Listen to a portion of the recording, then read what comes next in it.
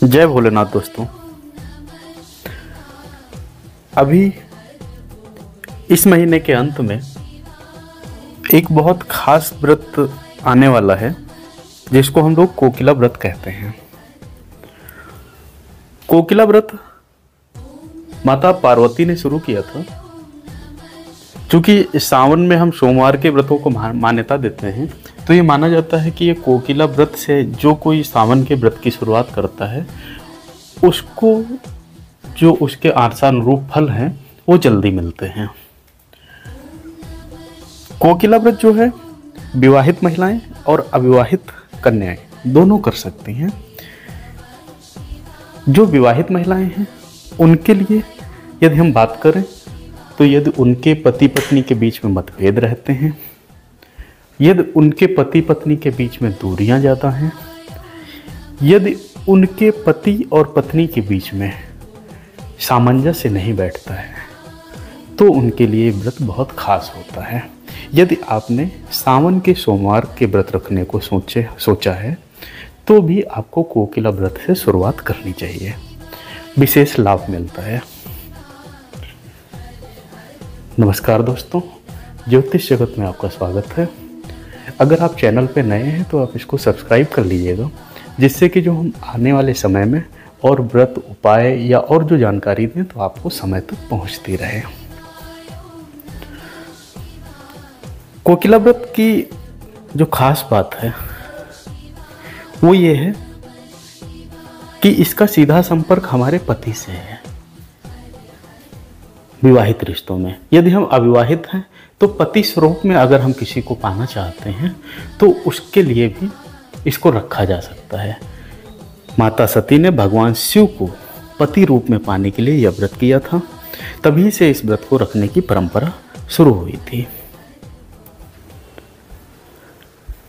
3 जो मुख्य इसके बिंदु हैं, पहला है अखंड सौभाग्य की प्राप्ति हेतु रखा जाता है।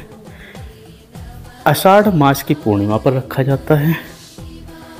यह व्रत पापों से देखिए, अब अगली सवाल आता है कि भाई पति पत्नी के बीच में पाप कैसा।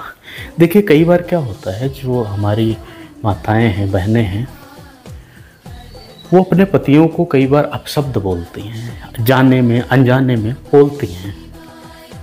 उसमें से एक सबसे बड़ा जो अपशब्द होता है वो ये होता है कि मेरी किस्मत फूट गई आपसे शादी करके। ये शब्द आपको कभी नहीं बोलना चाहिए, पति को पत्नी से और पत्नी को पति से, क्योंकि आप जिस रिश्ते में बंधे हैं वो एक पूर्ण रिश्ता है। वो एक ऐसा रिश्ता है जिसपे ईश्वर बंधता है, पति पत्नी के रूप में ईश्वर बंधता है। उस रिश्ते में आप बंधे हैं।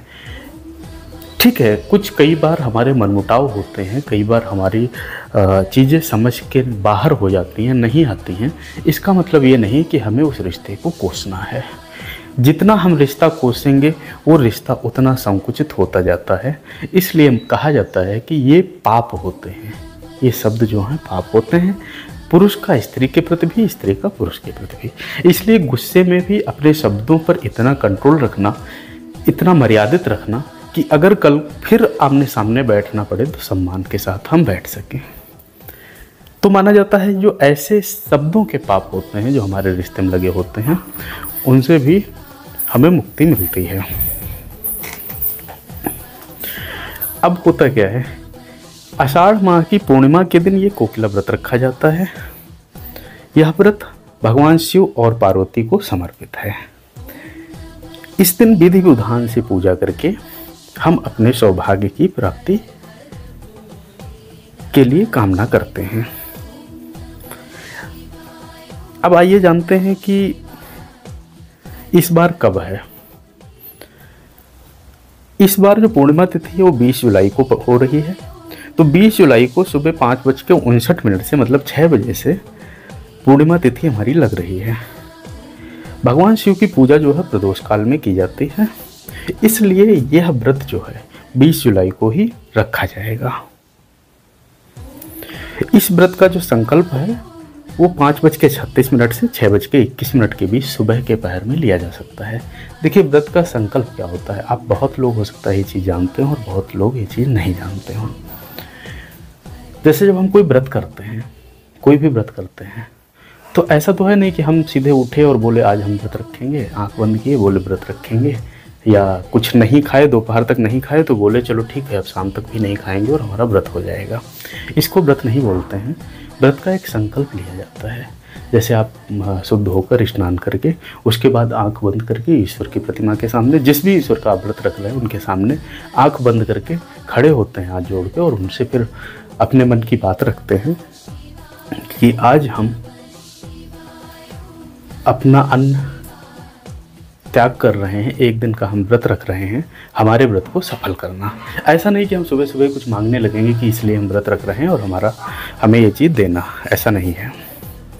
तो संकल्प लेते हैं। संकल्प लेने के बाद हम इस व्रत को शुरू। कोकिला व्रत की पूजा विधि क्या होती है?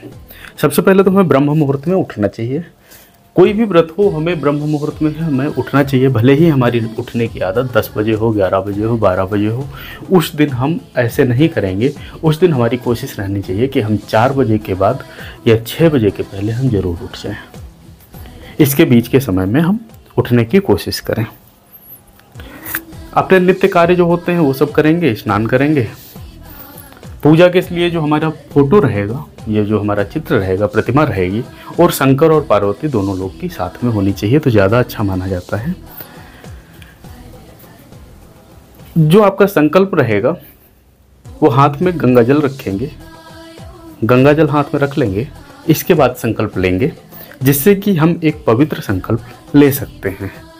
फिर जो हम पूजा स्थान हमारा जो है जितना है उतने में हम कोशिश करें गंगा जल छिड़क दें। गंगा जल यदि नहीं उपलब्ध है तो थोड़ा पानी हम उसमें ज़रूर छिड़क दें, थोड़ा जल हम ज़रूर छिड़क दें। वो हम दूब से छिड़क सकते हैं। दूब यानी घास जिसको बोलते हैं, घास से हम छिड़क सकते हैं, पत्ते से छिड़क सकते हैं।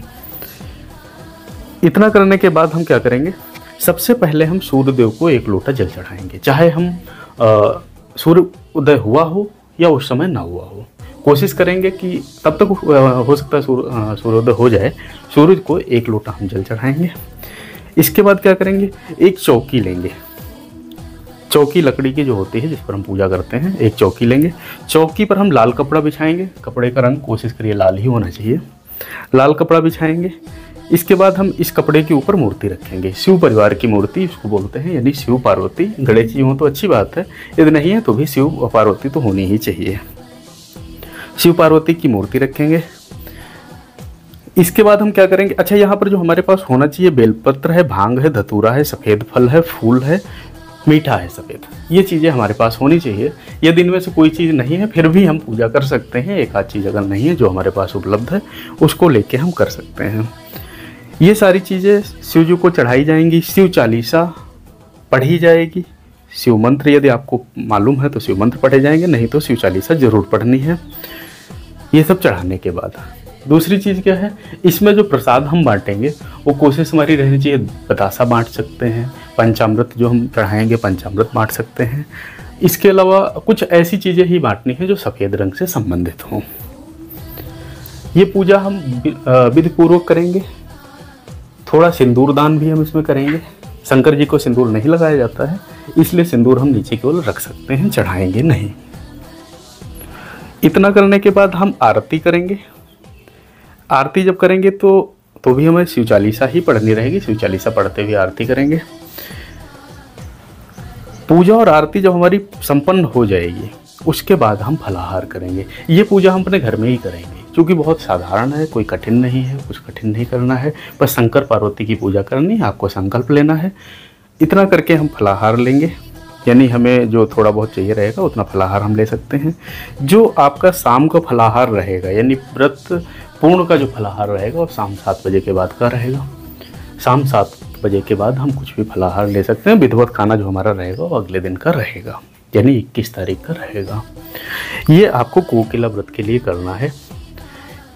यहाँ से जब हम शुरू करेंगे, फिर जो हमारे सावन के सोमवार शुरू होंगे, क्योंकि 22 तारीख से हमारा सावन शुरू हो रहा है, तो 22 तारीख से सावन के जो सोमवार शुरू होंगे वो हमें अगर व्रत रहने हैं तो ठीक है, नहीं रहने हैं तो आपकी जैसी इच्छा होती है। हालांकि सावन के सोमवार में पूजा सबको करनी रहेगी। वो जो पूजा की उस समय की जो विधियाँ होंगी, जो व्यवस्थित विधियाँ होंगी, वो हम इसी पर आपको बताएंगे। जो और इससे बेहतर आपको आपके लिए मिलेगा वो हम आपसे ज़रूर कराएंगे। ये तो कोकिला व्रत हुआ स्त्रियों के लिए, महिलाओं के लिए। अब पुरुषों के लिए क्या है? जैसे कई बार होता है आपकी शादी नहीं बन रही है, आपकी शादियां आ नहीं रही हैं, ऐसी जब समस्याएं आप कहीं ना कहीं से देखते हैं या महसूस कर रहे हैं, तो इस व्रत वाले दिन आप यदि व्रत नहीं रख रहे हैं तो कोई बात नहीं है। आप भी स्वच्छ होके आप शंकर जी को दो धतूरा और थोड़ी दूब, ये 2 चीज़ें आप चढ़ाएंगे शंकर जी के। मंदिर में जाके ये चढ़ा सकते हैं, अपने घर पर आप ये चढ़ा सकते हैं। इतना आप जरूर कर लीजिएगा जिससे कि आपकी शादी के कुछ योग बनेंगे। तो ये सामान्य उपाय हैं जो आप कर सकते हैं। इसके अलावा ज्योतिषी उपाय या बाकी चीज़ों के लिए हम आपसे रोज़ उपलब्ध होते हैं, आपसे रोज़ मिलते हैं, रोज़ हमारी आपसे बात होती है। आप जब चाहें तो काम के समय में फ़ोन तो कभी भी कर सकते हैं। जय भोलेनाथ।